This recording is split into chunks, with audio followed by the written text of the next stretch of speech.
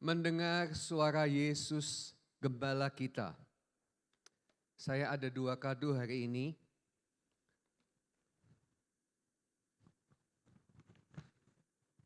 Kado yang pertama ini. Pertanyaannya, siapa mau menjawab? Langsung angkat tangan. Ya. Saya melihat dari depan, siapa yang angkat tangan dan menjawab. Seperti yang saya maksudkan, menerima hadiah. Menurut Bapak, Ibu, dan saudara sekalian, tip apa, ya, pesan apa yang pertama kali agar orang bisa mendengar suara Yesus? Angkat tangan.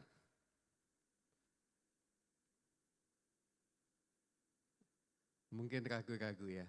Oke. Pertanyaan diperjelas. Ya.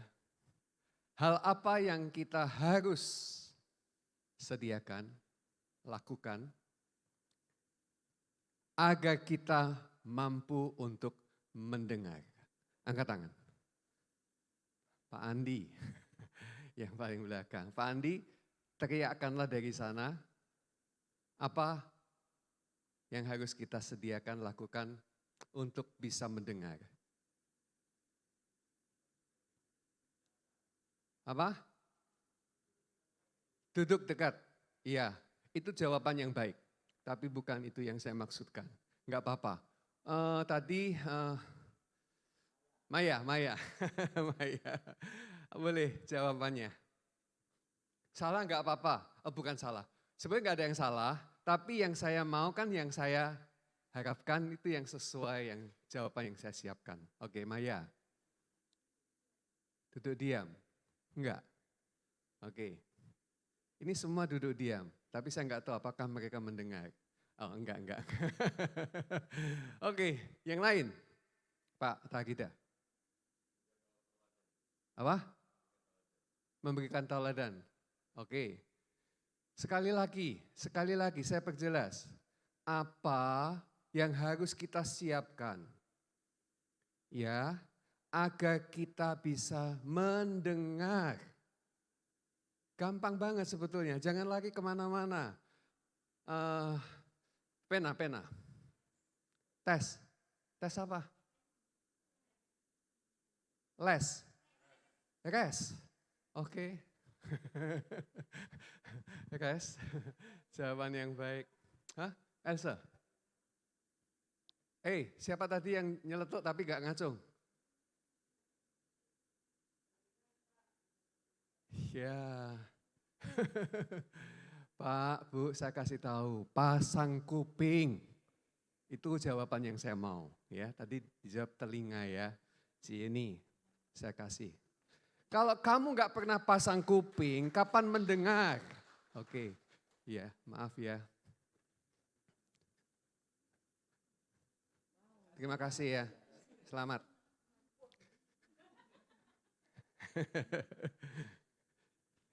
Teman-teman, kunci untuk mendengar itu pasang kuping, pasang telinga. Pernah nggak dengar orang tua panggil nama anaknya? Ya, dia sebut ya A, ya. Tapi dia nggak mendengar, nggak menoleh, nggak memperhatikan. Lalu orang tua teriak, "Hei, kupingmu di mana tuh? Itu kuping apa centelan panci?" Ya, saya tahu itu bukan omongan saudara ya. Jadi untuk mendengar, pakailah telinga. Ya, firman Tuhan di dalam Matius pasal yang ke-13 ayat 13 mengatakan, siapa yang bertelinga, lanjutannya bagaimana? Hendaklah dia mendengar. Karena banyak orang bertelinga tapi tidak mendengar.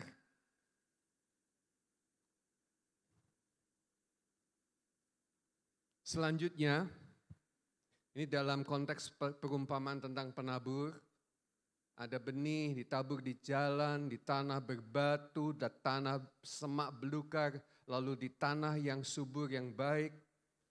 Ya, muncul pertanyaan, mengapa engkau selalu berbicara dengan perumpamaan? Tuhan bilang, mengingatkan Yesaya pasal 6. Tuhan bilang, umatku melihat tapi tidak melihat. Umatku mendengar tetapi tidak mendengar dan tidak memahami. Di Yesaya pasal 1 juga, Tuhan ngomong, lembu kenal pemiliknya. Keledai tahu tempat palungan yang diberikan orang majikannya untuk ia makan. Tetapi umatku tidak. Karena kan? Mereka punya mata tapi tidak melihat. Mereka punya telinga tapi tidak mendengar. Tapi puji Tuhan hari ini, Tuhan mengaruniakan kepada saudara dan saya. Bukan hanya telinga, tetapi juga kemampuan untuk mendengar. Sebab di luar kasih karunia, di luar kebenaran akan Yesus Kristus, hal ini masih terus terjadi. Mereka punya mata dan tidak melihat, mereka punya telinga dan tidak mendengar. Jadi, apa kunci untuk mendengar? Pasang telinga kita. Dengar baik-baik apa firman Tuhan. Saudara-saudara, kita bersyukur karena Yesus kita adalah gembala yang baik. Dia yang mengaruniakan kepada kita untuk mendengar akan Dia. Yohanes 10 ayat 1 dimulai, Yesus berkata kepada mereka, sesungguhnya siapa yang masuk ke dalam kandang domba dengan tidak melalui pintu, tetapi dengan memanjat tembok, ia adalah seorang pencuri dan seorang perampok. Tapi siapa yang masuk melalui pintu, ia adalah gembala domba. Untuk dia penjaga membuka pintu dan domba-domba mendengarkan suaranya. Dan dia memanggil domba-dombanya, masing-masing menurut namanya, menuntunnya keluar. Saudara, ini personal banget. Harusnya kita semua bersukacita oleh karena kebenaran ini. Ia memanggil domba-dombanya masing-masing menurut namanya. Kamu semua yang di sini punya nama? Dengar dia panggil namamu. Dengar dia panggil namaku. Dengar dia panggil nama saya. Juga dia panggil namamu. Oh Tuhan, Engkau mengenal aku begitu personal. Pribadi. Dan dia masing-masing bukan hanya mengenal, menuntun kita satu demi satu. Luar biasa. Dan jika semua dombanya telah dibawanya keluar, ia berjalan di depan mereka.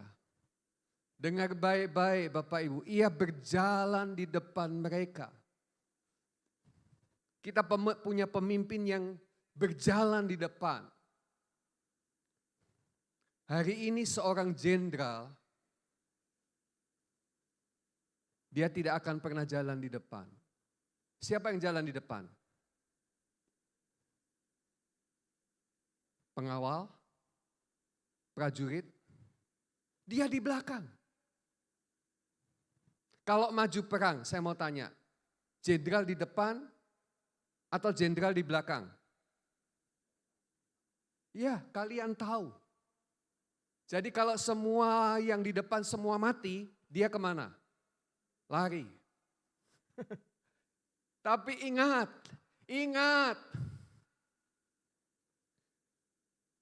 ia, gembala, berjalan di depan mereka. Artinya, bukan hanya sekedar ia menuntun kamu kemana kamu pergi, itu jelas. Tetapi dia juga melindungi bahaya, melindungi engkau dari ancaman-ancaman siapapun. Kalau harus menghadapi musuh, gembala mati duluan. Karena dia di depan. Jelas Bapak Ibu? Dan buktinya apa? Yesus mati lebih dulu supaya kita tidak mati. Salibnya di sana. Supaya kita hidup. Dia jalan di depan dan menyerahkan nyawanya. Ketika semua musuh-musuhnya menghantam dia, mengancam dia, menghancurkan dia. Dan dia berkata, ini aku.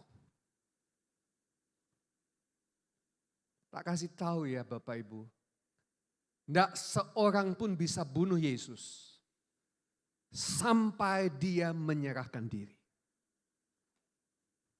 Dia terlalu sakti Bapak Ibu. Beberapa kali Alkitab mencatat. Ahli Taurat, orang-orang Farisi, marah dan hendak menangkap dia. Tapi tiba-tiba dia bisa ngilang. Dan orang tidak tahu di mana dia ada.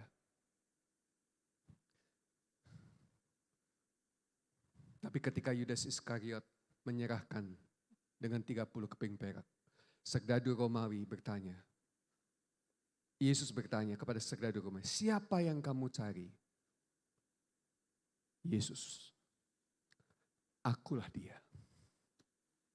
3 kali. Karena 1 kali mereka jatuh. Berdiri lagi, tanya lagi.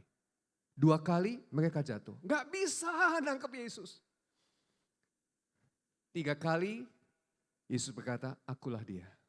Dan dia berkata, inilah waktunya anak manusia diserahkan.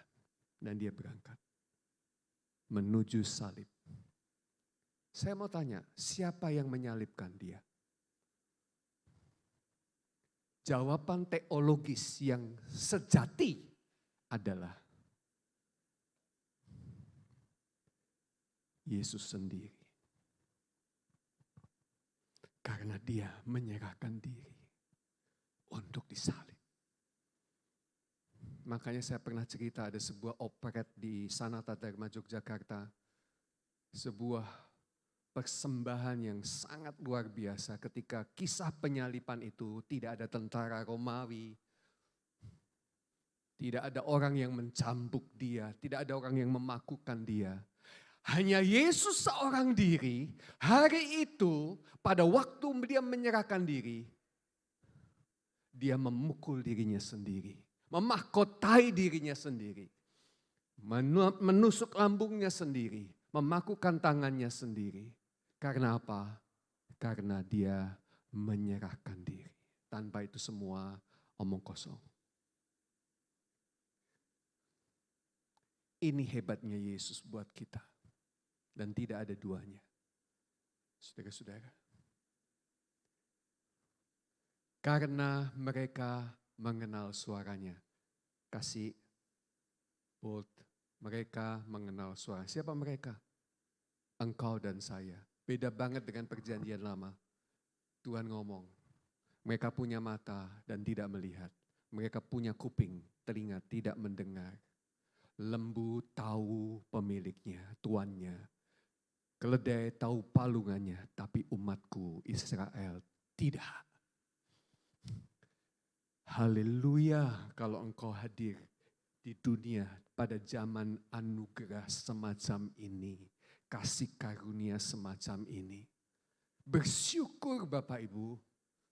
Saya nggak bisa bayangkan kalau kita hidup pada masa perbudakan Mesir. Ratus tahun ditindas. Dan ketika mereka keluar dengan penuh spektakuler mujizat kemuliaan Tuhan. Harusnya mereka merasa yakin dengan iman mereka bisa masuk ke tanah perjanjian sesuai dengan janji Tuhan. Aku akan menuntut engkau. 1,6 juta orang Bapak Ibu dipimpin Musa keluar dari Mesir. Pergi ke tanah Kanaan, tanah perjanjian.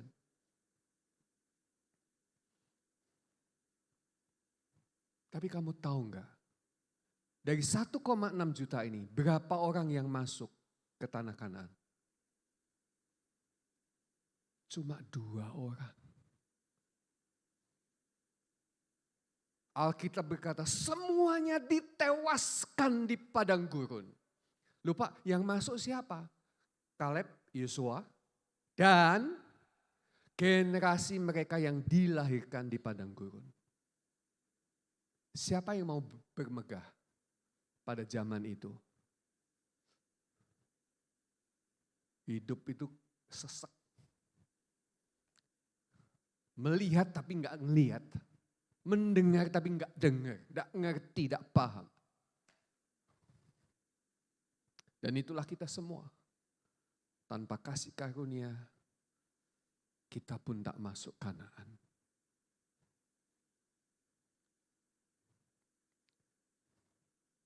Selanjutnya,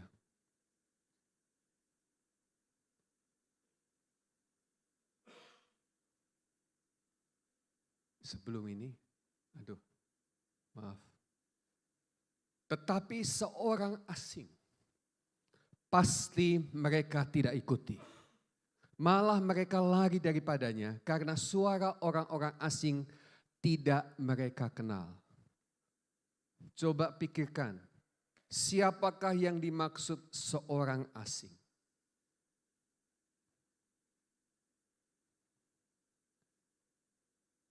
Mereka tidak mengikuti suara itu.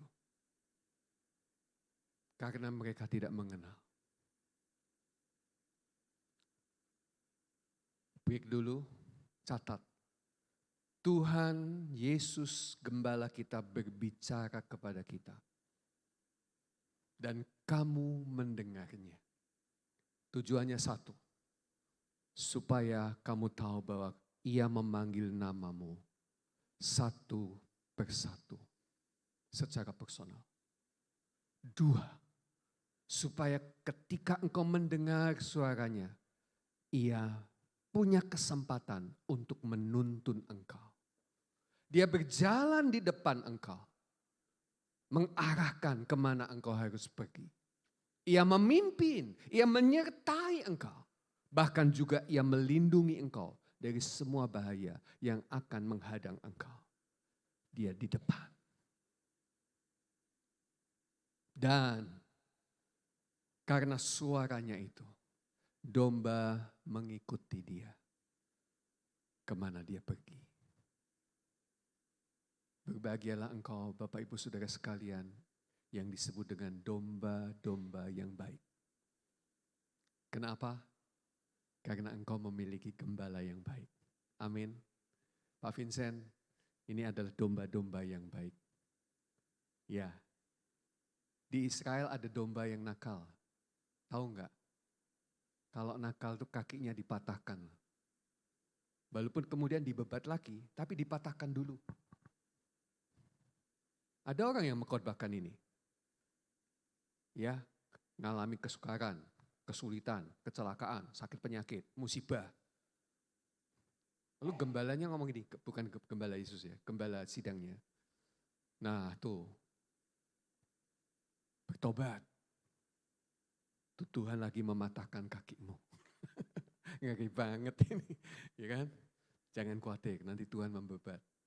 Saya berkata kepada saudara hari ini, tidak ada lagi Tuhan mematahkan kaki domba-dombanya. Tuhan sayang banget sama kamu. Dia lebih mau mematahkan kakinya sendiri. Tapi enggak jadi. Ya. Kan memang tentara Romawi mau hendak mematahkan kakinya, enggak jadi. Ya. Karena sudah tewas.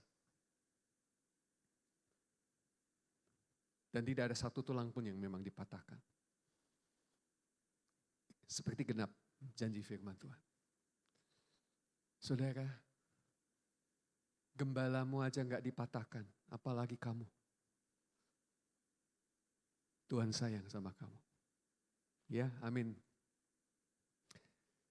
Maka kata Yesus sekali lagi, ini Yohanes 10 ayat ke-7. Aku berkata kepadamu, sesungguhnya akulah pintu ke domba-domba itu. Saya bilang, di mana gereja ada, di situ kemuliaan Tuhan harus ada. Di mana ada persekutuan, di mana ada ibadah, di mana ada pemberitaan firman.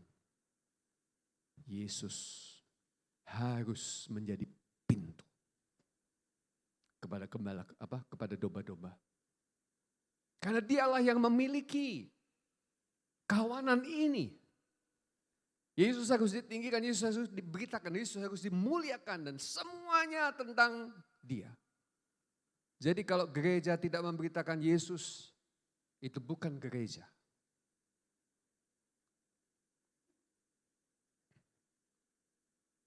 Semua orang yang datang sebelum aku adalah pencuri dan perampok. Dan domba-domba itu tidak mendengarkan mereka.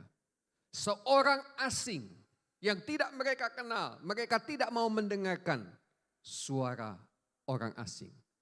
Yesus mengulang lagi. Semua orang yang datang sebelum aku adalah pencuri dan perampok.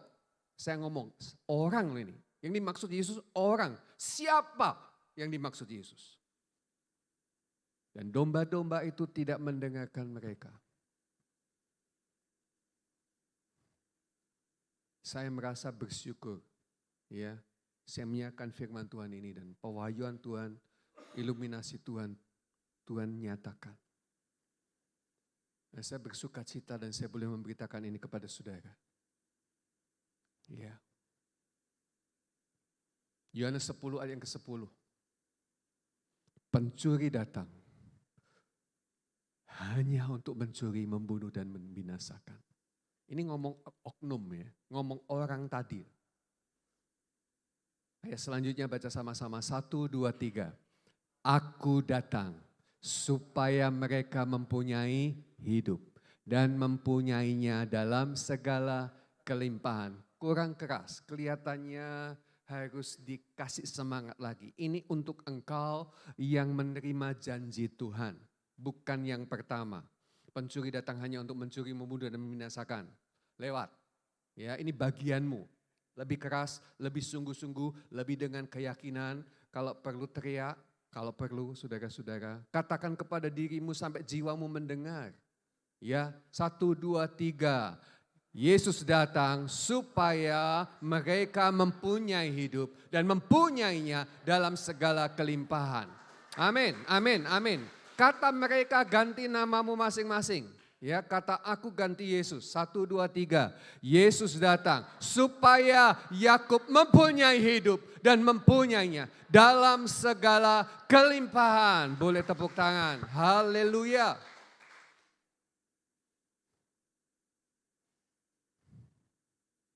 Tapi ini dua hal yang harus Bapak Ibu memperhatikan sungguh-sungguh. Ada yang disebut orang asing yang datang sebelum Yesus, disebut pencuri, dan mereka tidak mendengarkan dia. Siapa? Iya, nanti. Akulah gembala yang baik. Gembala yang baik memberikan nyawanya bagi domba-dombanya. Jelas.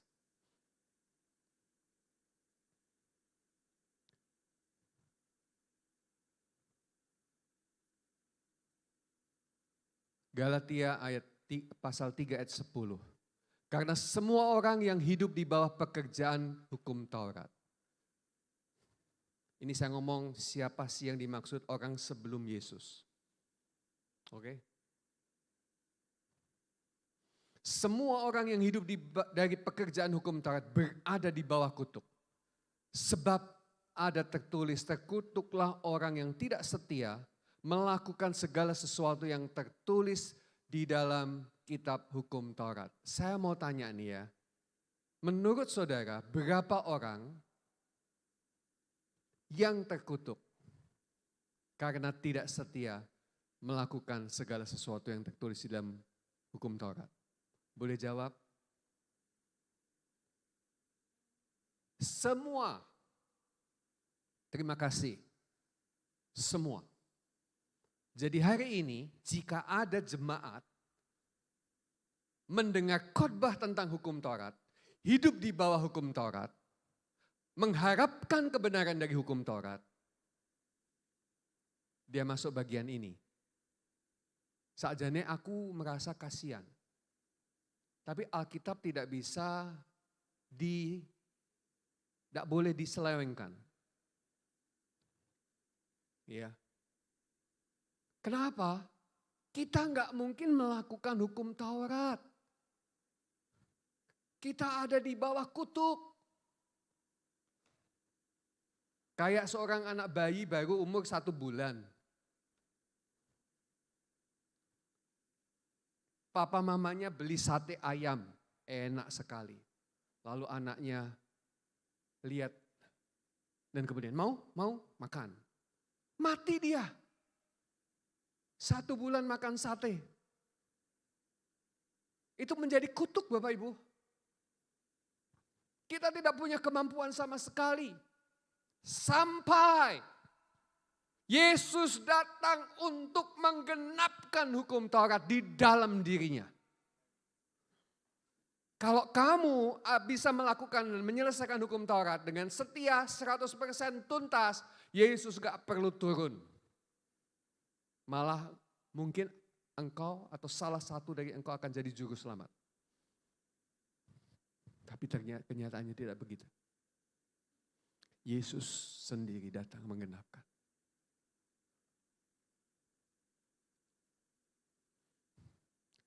Dan ini perkataan tegas dari seorang yang bernama Paulus. Jemaat Galatia ada jemaat yang dirintis oleh Paulus. Tetapi setelah Paulus pergi ada orang-orang yang sebetulnya mereka tahu tentang Yesus. Tapi mereka nggak mengalami kasih karunia. Dan mereka berkata seperti ini. Benar, Yesus. Silahkan ikut Yesus. Dengarkan dia. Tapi Yesus kan orang Yahudi. Kita orang Yahudi. Ikuti cara dan gaya hidup Yesus. Disunat. Ya. Dan kemudian Yesus taat terhadap hukum Taurat. Saudara-saudara, mereka digoncangkan antara Injil kasih karunia dan mencampurkan dengan hukum Taurat. Dan waktu Paulus tahu itu, dia menulis surat ini.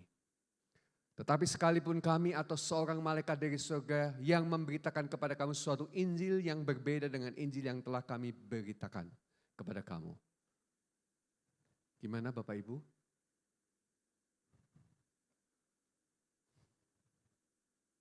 Ini banyak orang rada sungkan untuk menyampaikannya.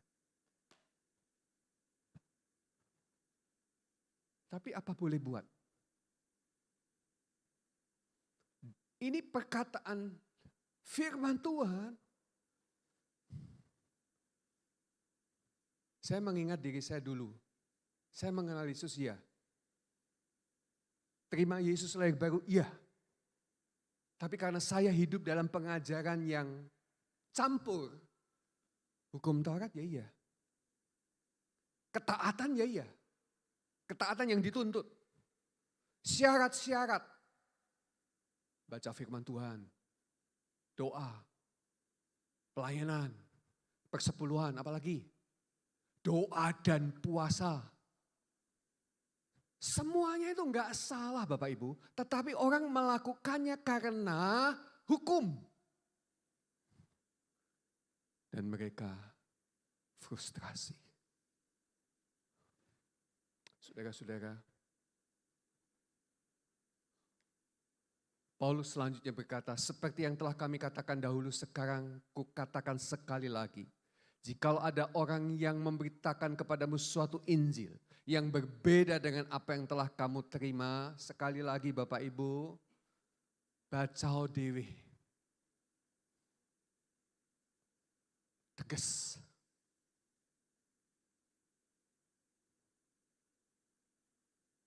Jangan dengarkan dia yang mencuri, membunuh dan membinasakan. Karena mereka sendiri ada di bawah kutuk. Mungkin agak keras ya Pak Vincent. Tapi saya enggak mau menutupi dan menyembunyikan dari kalian. Kamu boleh dengar khotbah-khotbah di radio, boleh dengar khotbah di gereja lain, boleh. Saya tidak melarang.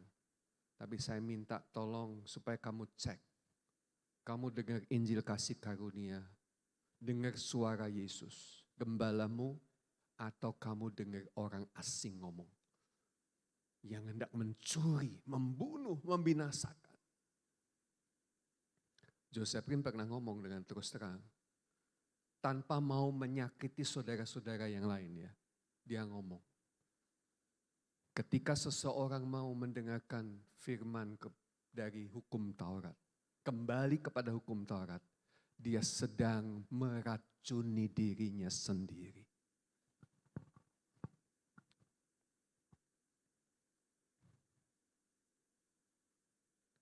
Hari ini saya mau menyampaikan kepada saudara. Dengarkanlah hanya Yesus. Bukan seorang asing yang di bawah kutuk. Kalau kamu dengar khotbah hukum yang isinya penghakiman, ya, membuat engkau merasa tertuntut, merasa begini begitu, harus begini begitu. Saran saya, matikan segera. Dulu, saya enggak sepeka sekarang hari ini. Dulu saya mengenal kasih karunia, tapi masih suka nonton sinetron. Masih ada yang suka nonton sinetron. Tapi kamu tahu kan sinetron Indonesia itu isinya apa? Pertengkaran, perselingkuhan, pemberontakan, perkelahian, perebutan harta. Karena itu yang laku Bapak Ibu, itu yang laku. Istri saya komen seperti ini. Kamu kok bisa nonton kayak gitu? Apa enggak ngerusak suasana hatimu? Saya masih bersikeras. Ada firman, ada Yesus dan Roh Kudus. Tapi hari ini, saya mengerti perkataan itu. Sudah bertahun-tahun sih saya sudah enggak nonton sinetron. Tapi baru saya cerita hari ini kan. Memang perjalanan imanmu enggak instan tiba-tiba semua jadi malaikat, enggak. Melewati proses, makin engkau mendengar firman, makin engkau mendengar Yesus, makin engkau dibaharui. Ya. Kadang-kadang di grup WhatsApp itu banyak yang lebih rohani dari yang rohani. Ya, ada kecelakaan misalnya, ada kecelakaan ya. Parah, viral. Lalu ada yang rekam dari dekat korbannya. Ya, kakinya sempal, otaknya hancur, terceceran di video. Langsung komennya begini, "Mbok yang gini-gini ini enggak usah ditampilkan toh." Marah dia. Ini ngerusak energi positif yang ada di diri kita. Ini ngeracuni ini. Langsung adminnya ambil tindakan, langsung di-delete. Bagus tuh grup WhatsApp seperti itu. Tapi malah ada yang vulgar toh. Malah kirim yang jelek-jelek, yang jorok, yang gak karuan. Saudara, kalau ada orang yang menikmati, saya berkata energi negatif itu menjadi satu hal yang merusakkan hidup dan menghilangkan damai sejahtera yang ada di dalam hidup kita. Dengarkan hanya Yesus, amin. Dengarkan hanya kebenaran firman Tuhan. Ini sebuah kisah Yesus dimuliakan. 6 hari kemudian setelah Yesus memberitakan tentang penderitaan yang bakal menimpa dia waktu ia diserahkan. Ya, 6 hari kemudian Yesus membawa Petrus, Yakobus dan Yohanes saudaranya. Dan bersama-sama dengan mereka ia naik ke sebuah gunung yang tinggi. Di situ mereka sendiri saja.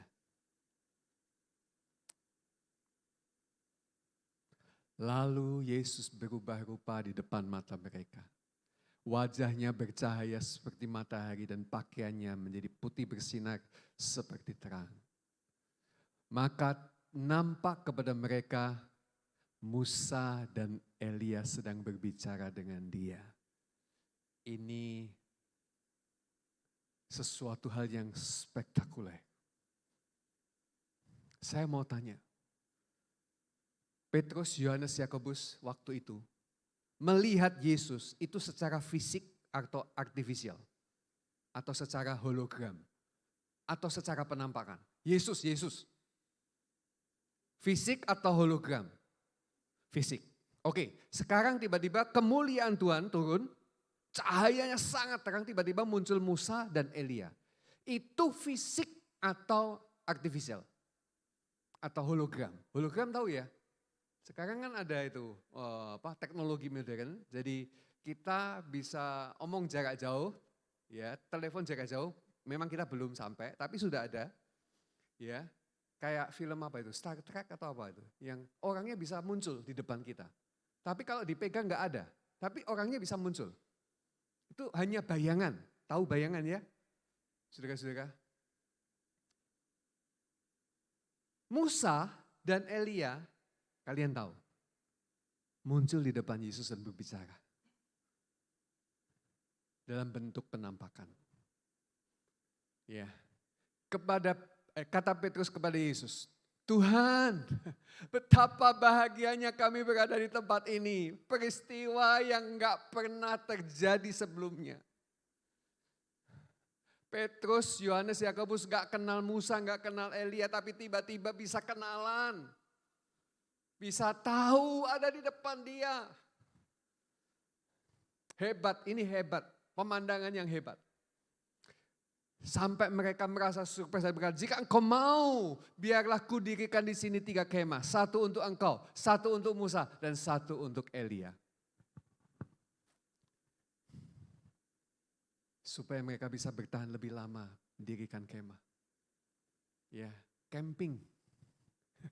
Camping. Saudara-saudara, lanjut. Dan tiba-tiba sedang ia berkata-kata, turunlah awan yang terang menaungi mereka bertiga.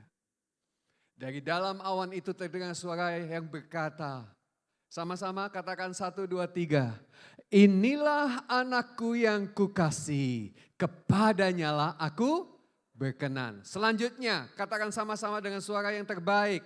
Dengarkanlah dia, dengarkanlah Yesus.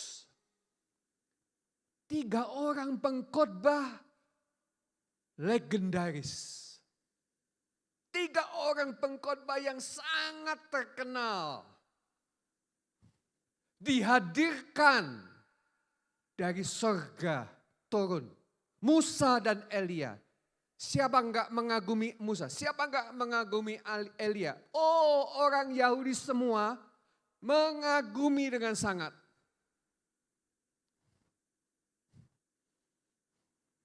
Tapi suara dari surga tidak pernah ngomong lagi, dengarkan Musa, dengarkan Elia. Enggak. Suara dari surga berkata apa? Dengarkanlah dia.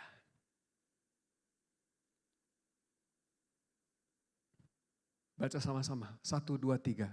Dan ketika mereka mengangkat kepala, mereka tidak melihat seorang pun. Kecuali Yesus seorang diri.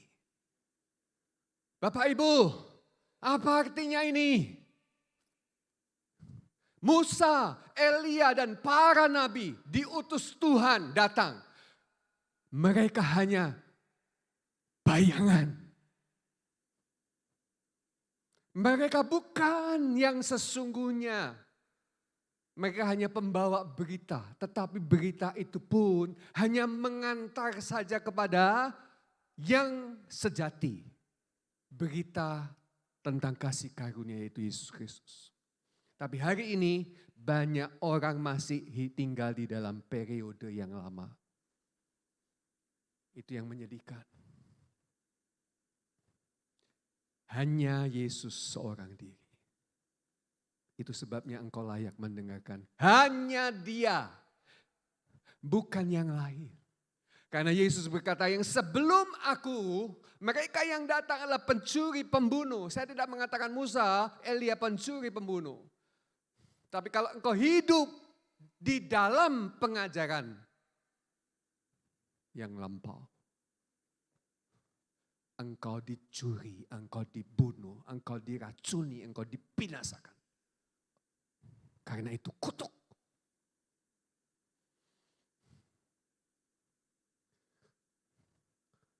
Jadi saya harus ngomong apa? Saya sayang sama kalian. Jangan lagi dengar khotbah-khotbah tentang hukum Taurat. Meskipun itu yang khotbah pendeta terkenal. Viral. Followernya banyak. Saya enggak peduli. Saya hanya mau berkata kepada saudara jemaat yang dikasih. Dengarkan hanya Dia saja, Yesus. Ibrani 8 ayat yang kelima akan membuat ini semua jelas. Pelayanan mereka adalah gambaran dan bayangan dari apa yang ada di surga. Sama seperti yang diberitahukan kepada Musa ketika ia hendak mendirikan kemah. Ingatlah demikian firman-Nya bahwa engkau membuat semuanya itu menurut contoh yang telah ditunjukkan kepadamu di atas gunung itu. Pelayanan Musa, pelayanan Elia, sekali lagi itu adalah gambaran dan bayangan. Dengar dan camkan baik-baik. Di dalam hukum Taurat, Ibrani 10 ayat 1, hanya terdapat sekali lagi bayangan saja dari keselamatan yang akan datang. Dan bukan hakikat dari keselamatan itu sendiri, karena itu dengan korban yang sama yang setiap tahun terus-menerus dipersembahkan hukum Taurat tidak mungkin menyempurnakan mereka yang datang mengambil bagian di dalamnya. Dan jangan engkau mengambil bagian di dalamnya lagi. Amin Bapak Ibu Saudara sekalian.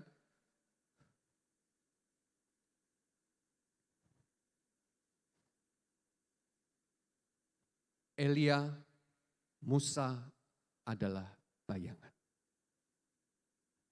Hukum Taurat dan pelayanannya adalah bayangan.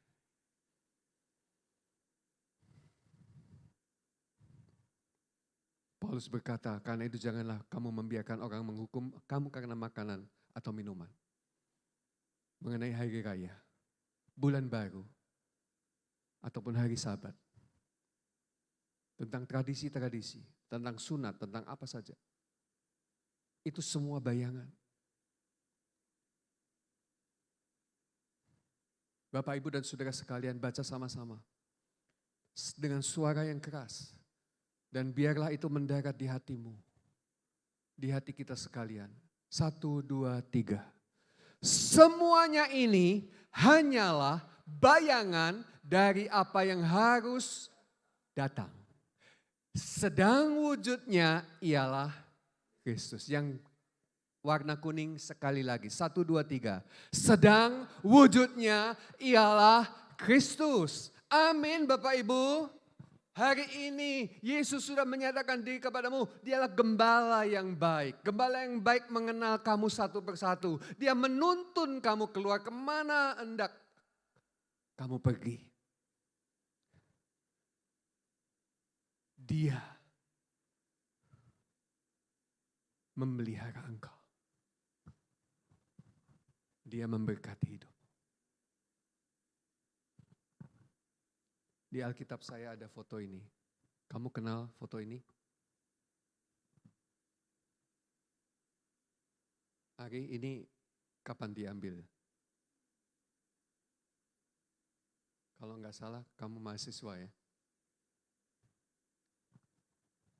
Saya taruh di sini. Dulu waktu saya pacaran belum ada HP. Saya taruh foto pacar saya di dompet saya. Kalau saya kangen Bapak Ibu, saya buka dompet saya. Saya lihat dia lama-lama. Tuh lihat tuh senyum-senyum semua itu bapak-bapak, ibu-ibu ya punya pengalaman kayak gitu ya. Soalnya apa? Pacar saya jauh Bapak Ibu. Dia di Semarang, saya di Jogja. Jauh. Pulangnya dari Jogja ke Semarang, ke Sekudus, kadang 2 bulan sekali. Kalau kecepatan pulang, papa saya ngomong, kayak sedih lu kok balik. Maksudnya ojo boros gitu kan. Jadi surat-suratan. Dan yang menolong itu apa? Foto. Foto. Hari ini enggak seperti itu, bisa video call ya kan. Bisa ketemu di udara gitu kan. Bisa Zoom, wah. Macem-macem sekarang. Gampang. Ya enggak terlalu seperti dulu, kangen lihat foto. Taruh dompet. Iya. Saudara-saudara, ini cuma bayangan. Saya tahu dompet saya ada fotonya dia, tapi waktu saya ketemu dia, saya sudah tidak lihat foto dia lagi. Pertanyaannya kenapa? Karena saya sudah lihat yang asli. Kalau saya lihat yang asli, ada di depan saya, kemudian saya buka dompet, kemudian saya lihat fotonya dia sambil lihat dia. Reaksinya apa nanti? Bisa paham? Banyak orang Kristen hari ini hidup dengan melihat bayangan. Mereka senang, sukacita, sukacita. Tapi Pak, Bu, saya sudah ketemu yang asli. Jadi saya enggak perlu lagi hidup di dalam bayangan. Amin. Dan wujudnya ialah Kristus. Amin. Kristus sudah nyata buat saudara dan saya. Jangan lagi menengok ke belakang untuk melihat bayangan. Terimalah dia. Sepenuhnya hanya dia, dengar dia. Dan saya berdoa pada akhir khotbah saya ini. Kiranya yang sudah nyata kepada kamu akan semakin menjadi nyata. Dan kemuliaan Tuhan semakin penuh. Melawat kehidupanmu. Sedemikian engkau menikmati segala ketersediaannya. Amin. Amin. Amin. Amin. Beritahu sebelahmu, amin, amin, amin. Sebelahmu, amin, amin, amin. Kepada dirimu sendiri yang terkait, amin, amin, amin. Amin saudara, amin, amin, amin. Amin Bapak Ibu, amin. PT Musik bisa maju ke depan.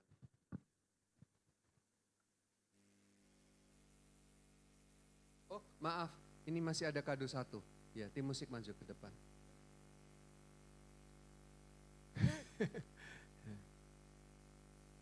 Ini kalau kalian dapat, kalian pasti mandi lebih bersih. Iya. Oke, pertanyaannya adalah, siapakah yang dimaksud Yesus? Seorang asing yang domba-domba tidak mendengar. Siapakah yang dimaksud Yesus? Orang-orang yang datang lebih dulu dari aku, dia adalah pencuri. Siapa yang mau jawab? Angkat tangan. Ayo angkat tangan.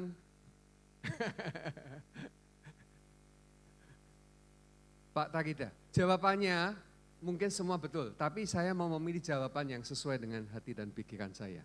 Ya, kalau kalian protes, ya kalian kasih kado sama saya. Oke, Pak Takida. Hah? Ya, siapa maksud saya? Bukan apa, siapa? Oke, saya melengkapi aja ya, sudah betul sih. Yang memberitakan hukum Taurat dan hidup di dalamnya.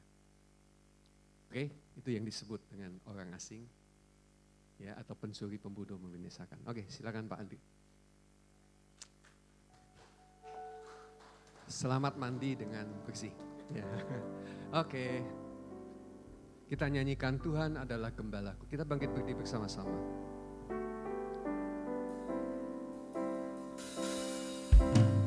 Tuhan adalah gembalaku, takkan kekurangan aku. Ia membaringkan aku di padang yang berumput hijau. Ia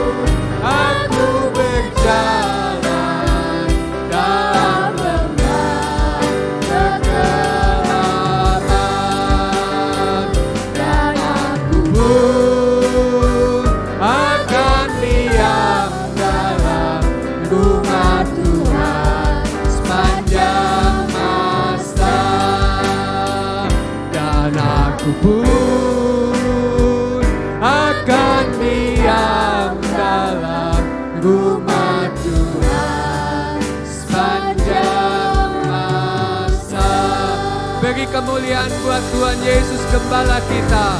Haleluya, haleluya. Pak Vincent bisa menutup dalam doa dan doa berkat.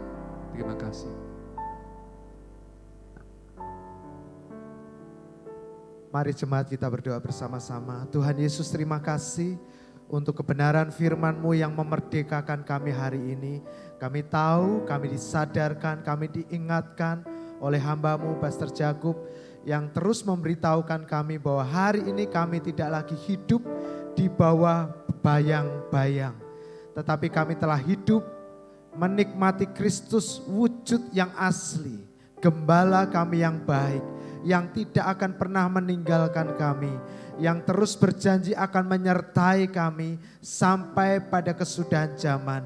Gembala yang baik yang berjalan di depan kami, yang telah menyerahkan nyawanya bagi kami. Sehingga hari ini, karena kematian Kristus di atas kayu salib dan kebangkitannya, kami memperoleh hidup yang baru, hidup di dalam segala kelimpahan, hidup lebih daripada pemenang, hidup menikmati semua janji-janji Tuhan tergenapi sempurna bagi setiap kami.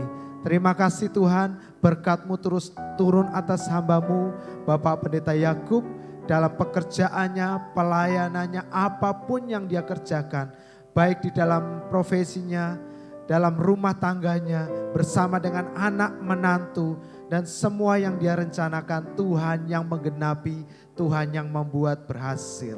Terima kasih Tuhan, dan sekarang semua jemaat yang diberkati Tuhan, yang sangat disayang oleh Tuhan, angkatlah kedua tanganmu, arahkan wajahmu kepada Yesus yang terus tersenyum dan melihat kepada kita.